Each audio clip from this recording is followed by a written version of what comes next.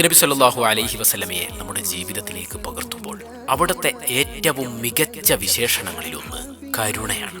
നബി സല്ലല്ലാഹു അലൈഹി വസല്ലമ ഒരിക്കൽ ഹസൻ ഹുസൈൻ റളിയല്ലാഹു അൻഹുമ അവരെ ചുംബിക്കുകയാണ്. അവിടെ അഖ്റഉ ബിൻ ഹാബിബ് എന്ന സ്വഹാബി അവിടെയുണ്ട്. അദ്ദേഹം പറഞ്ഞു, എനിക്ക് 10 മക്കളുണ്ട്, അവരിൽ ഒരാളെയും ഞാൻ ഇതുവരെ ചുംബിച്ചിട്ടില്ല.